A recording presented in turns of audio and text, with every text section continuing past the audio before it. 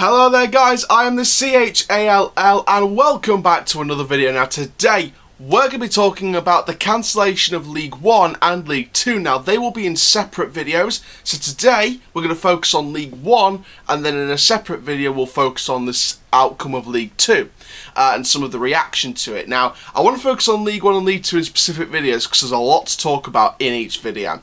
So today we're going to focus on League One in this video. So before we get started, please like, comment, subscribe, click the notification bell so you never miss any more videos on this channel, this second channel for football and basketball content. And for now guys, let's get into another video. So let's have a look then at the news articles branding the reaction and the official outcome of the League One season. So the League One season has ended and Sky Sports has reported that Coventry will be promoted as champions and Tranmere Rovers will be relegated. Rotherham United will also go up automatically to the Championship and Tranmere will join Bolton and Southend in relegation to League Two. The League One playoffs will still go ahead with Wycombe replacing Peterborough in the top six along with Oxford, Portsmouth and Fleetwood. Now this is on a points per game system, that's how they decided it at the end for League One and Two. League One sides opted to bring an immediate end to the 2019-2020 campaign following a crucial vote on Tuesday afternoon with the final league positions decided on a points per game basis. The counterparts in League Two took the same decision earlier in the day. The EFL confirmed in a statement, League One clubs have voted by an overwhelming majority to formally end the 2019-2020 season. Now, how it finished. So, Coventry City are champions, followed by second place Rotherham United. Playoffs, Wycombe Wanderers versus Fleetwood and Portsmouth versus Oxford, with dates to be confirmed. And going down to League Two will be Tranmere Rovers, Southend United and Bolton Wanderers. Now, there has been an overwhelming sense of reaction to this news, including from Peterborough. The director of football, Barry Fry at Peterborough, says that they've been cheated out of a chance to gain promotion to the Championship. The Posh were placed in the playoffs by Wycombe was after the game was called off on a points per game basis on Tuesday, and they said, now Barry Fry told BBC Look East, I've been in the game 60 years and it's the biggest disappointment I've ever had. I feel my club has been cheated for the chance of promotion. Peterborough, who've taken 22 points from their last 9 games, finished 7th after the table was rejigged. Wycombe, who had a game in hand on Posh, climbed from 8th to 3rd. Your form at home, your form away, then take nothing into consideration. I think it's been a disgrace the way it's been handled from day one, and the governing bodies have let the football family down. I'm so annoyed. Now, Wycombe chairman Rob Couhig told BBC Three Counties Radio he believed the right decision had been made. And he said, I have to admit some disappointment, and I know Gareth Ainsworth and the players feel like they've been allowed to play out the season. They could have contended for that automatic promotion. But the league did the right thing. By all the teams recognising the safety factors, recognising the financial implications, looking at the sporting integrity components and came out with a responsible decision. The fact that the votes were overwhelmingly in support of the EFL's proposal, I think indicates that it has great support throughout the league. Now there's one thing that I've picked out here. Now, Tranmere owner Mark Palios said he was disappointed but not surprised clubs have voted to curtail the season. Now, he says on the club's website, on Tranmere's website, I have lost count of the number of chairmen who have sympathised with the unfairness of our flight while still voting for it. Now that is an impressive statement and I'll go on about that in a little bit. Now Ipswich owner Marcus Edwards believes they could have finished the League One season safely, and I'm going to talk about that in a little bit as well. They were relegated, they finished 11th on the points per game basis. Accrington says they needed the certainty and it will cost each side around £500,000 to end the season, estimately. So Accrington chairman said he can now concentrate on next season, securing the future of the club and playing squad. Now Sunderland are preparing to spend a third successive campaign in League One after finishing 9th, and I'll talk about Sunderland as well as another team in a minute. But the Black Cats were relegated from the Premier League 3 years ago, and they said their focus now is building on the best squad we can to take on League One next season. So there we go. So that is the official statement and reaction from League One. Now, I want to go on about a few things and touch on a few things. So obviously that statement there, the fact that they've never seen so many chairmen thinking this is unfair but still voting for it, and that's been a big thing for me.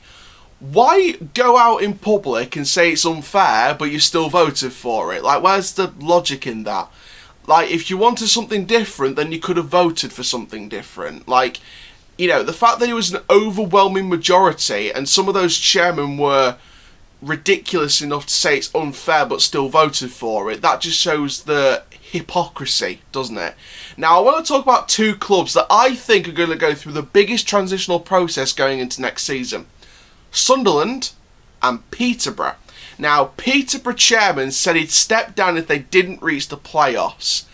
And from what I've heard from a report on Sky Sports, that he's a man of his word. Apparently, he stepped down as soon as the result was announced. So Peterborough looking for a new chairman. And of course, Sunderland, third successive year in League One.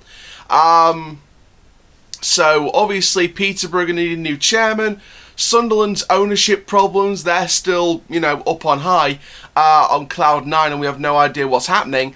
But I don't know. It's hard to think really, because I feel sorry for Sunderland fans, because you've been through the ringer. You were told one thing, you did another, and the fans aren't happy about it. But you can't place all of Sunderland's problems on the board. You have to place it on the players. You have to place it on the manager. Sunderland v Gillingham and Sunderland v Bristol Rovers. Those are two games that stand out in my mind for Sunderland perspective. That were just turning points for the wrong reasons. Peterborough, I think, if you're looking at it from a competitive side, they were unfairly outdone. But if you're looking at it from a realistic side, if you've got a brain cell, you'll look at it from the side that, just go again next season. Yes, you have a right to say, obviously, we're unfairly done. It's a different system, so obviously we're unfairly done. But you've got to look at it now and think, well, we got so close. Next season, let's just go again. Let's just go again with new signings, keep the main squad, keep the main players, and just go again next season. That's been the main thing with me. Some teams are just so ungrateful. The fact they vote for something and they still think it's unfair. Now, my team, the Mighty Rovers, obviously, we were still in line for a playoff place with games in hand, but the question is, would we have won those games? So, compared to other teams, I'm not as mad, because I kind of had an inkling that we may finish outside the playoffs, but now, us as Rovers fans, we can go again next season. We can keep adding to the squad. Darren Moore, I'm sure, has got some pre-season plans in terms of transfers and new signings for the club. Obviously, on Twitter, the loanees have paid their goodbyes. So, massive goodbyes to the likes of Ben Shaif, Senny Dieng, Niall Ennis, Cameron John, Jacob Ramsey, Jason Lakilo. Obviously, there's rumours that we could get him permanently, but for now, at least, it's goodbye. They were fantastic this season. Ramsey and Lakilo, I'm really sorry we didn't get to see more of you on the pitch, because you would have been fantastic for us. Ramsey showed some excellent signs as a young attacking midfielder on loan from Aston Villa. Lakilo, good young winger from Palace. I hope we get him permanently, but that's only if, Sadlier goes and doesn't sign a new contract and things like that. So, I think Sunderland is another club that's going to have contract issues, because I think they've got to keep most of the squad, and the fact that the ownership problems are in the air, the players aren't performing, the managers had some inconsistent patches, and you've got to look at the fact that the players that are out of contract need new contracts. So Sunderland may lose most of their squad come the start of the season. So, and the fact that Sunderland had to literally beg players to join them, it just shows how far the club's fallen. So, I think that Sunderland hopefully will be on the way up, but I think going into next season, the big highlights to sort of pick out here